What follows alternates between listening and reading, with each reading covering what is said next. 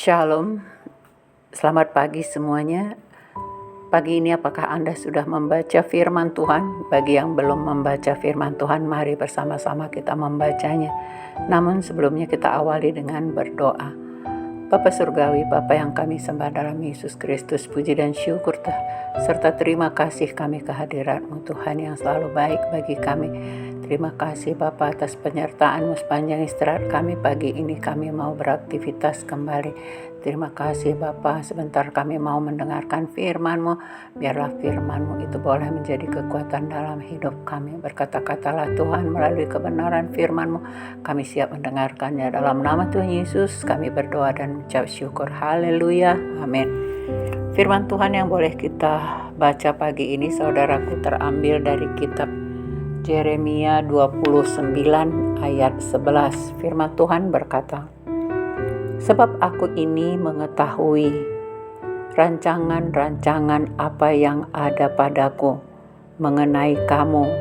Demikianlah firman Tuhan, yaitu rancangan damai sejahtera dan bukan rancangan kecelakaan, untuk memberikan kepadamu hari depan yang penuh harapan."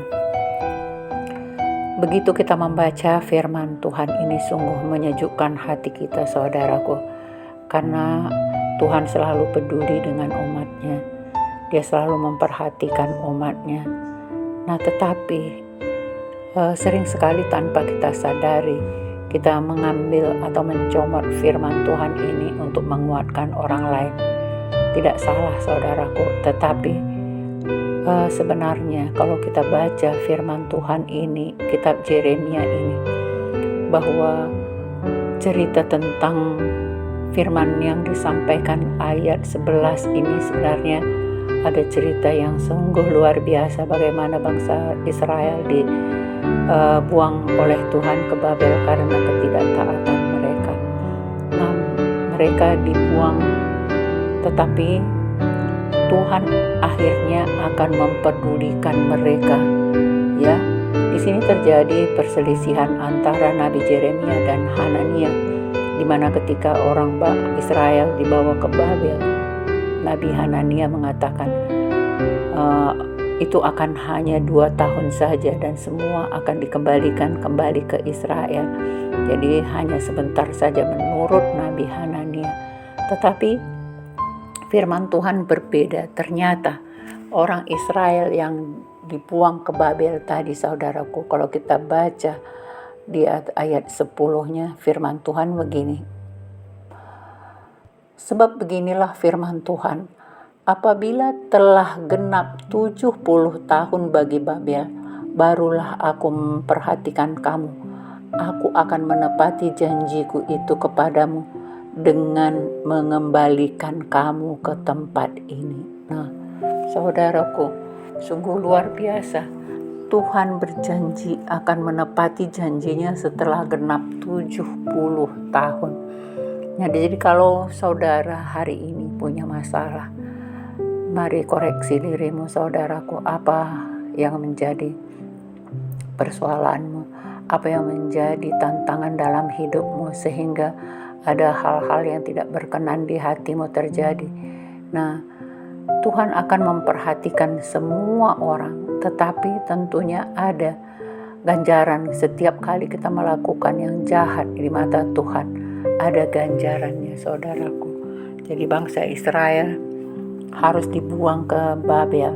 Bahkan Tuhan menyuruh mereka bercocok tanamlah, berkebunlah, dan dirikanlah rumahmu, kawinkanlah anakmu laki-laki dan anakmu perempuan.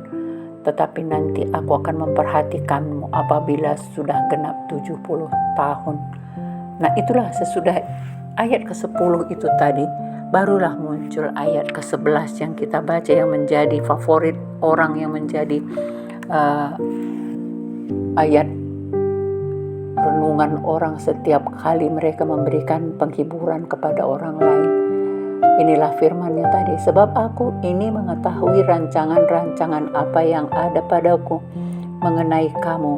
Demikianlah firman Tuhan. Memang Tuhan yang menentukan rancangan apa yang ada di dalam kehidupan kita, saudaraku.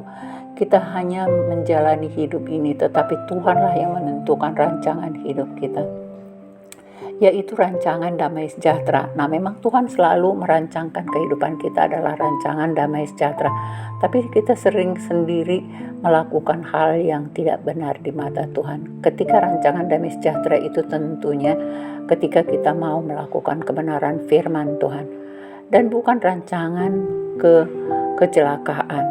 Betul, karena kadang ada kesulitan yang kita hadapi itu sebenarnya untuk memperbaiki hidup kita. Mungkin kita sudah berjalan di jalan yang sesat, Tuhan akan menarik kita. Ketika kita ditariknya, saudaraku, mungkin kita merasa kesakitan. Tetapi ketika kita mau menuruti kebenarannya, bahwa itu bukanlah menjadi kecelakaan, tapi malahkan untuk kebaikan kita sendiri, untuk memberikan kepadamu hari depan yang penuh harapan. Nah, jadi kalau hidup di dalam Tuhan itu tentunya penuh harapan, karena harapan kita yang sesungguhnya bukan di dunia ini, saudaraku. Harapan kita adalah hidup yang kekal bersama Tuhan Yesus di surga, yang sudah dijanjikannya bagi setiap orang yang percaya kepadanya.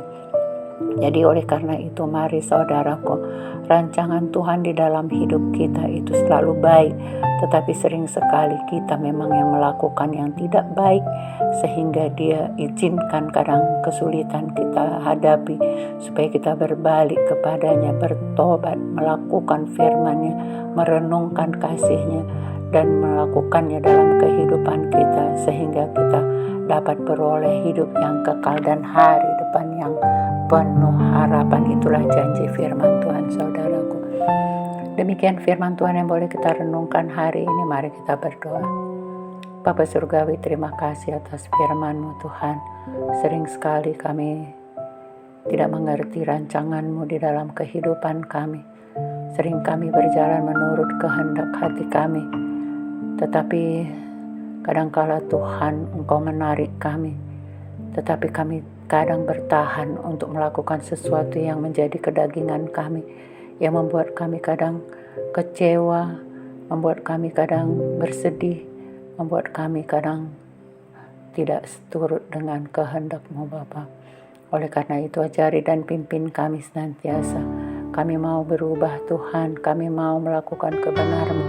Kami mau mendengarkan firman-Mu dan melakukannya dalam kehidupan kami, supaya rancangan Tuhan yang selalu baik bagi kami itu terjadi dalam hidup kami, dan hari depan yang penuh harapan, damai sejahtera yang Tuhan janjikan itu menjadi milik kami.